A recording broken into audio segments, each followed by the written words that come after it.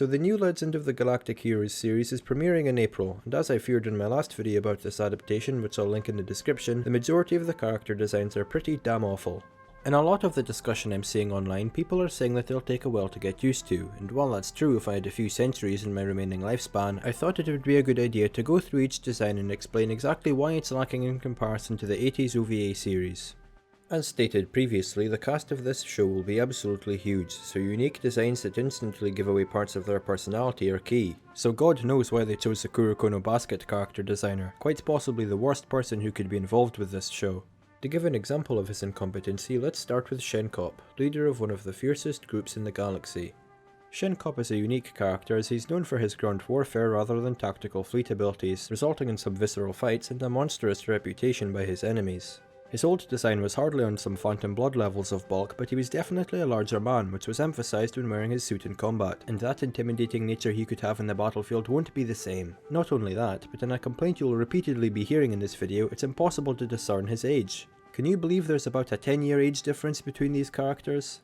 Now it's not like it's completely unbelievable for a 30-year-old to look like the new design, but his more mature, rougher look of the original better suited a man with a child who developed a great supporting relationship with Julian in the 4th season. Oberstein looks okay, and at the very least he has the same cold gaze that he had before, but I still think this is a step down as he looks slightly too young for my liking. Original Oberstein was one of the older looking admirals, and the tired look he had made him seem somewhat detached from everyone else, which reflected his deformity well. Oberstein's an outsider, which led him down his self-depreciating path of self-sacrifice, and I feel like his OG design portrays this better. In case you thought everything was going to be dandy from now on though, we're presented with Reinhard. Reinhard is an elegant and prideful man. With the way he carried himself and the sharp look he had, despite his beginnings he seemed destined for something more, and ultimately tried and failed to defeat Reinhard partly due to his ambition and pride. He had a refined look in the original to reflect this, while here he looks like a rejected Final Fantasy XV character. That hairstyle is awful and just seems tone deaf for a man that cared very much about his appearance to others.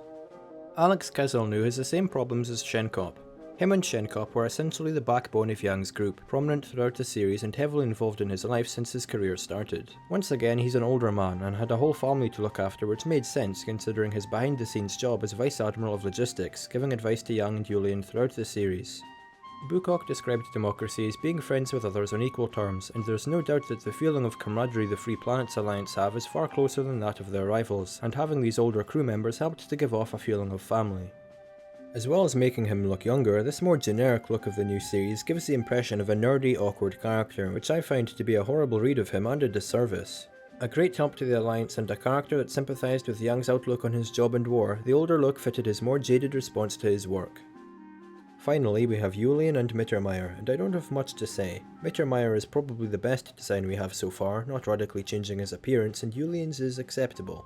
Perhaps a little boring, but hey, my standards have been lowered. So overall, I'm not a fan of the majority of these designs, which makes reading this article with director Tada Shinsuke a bit odd.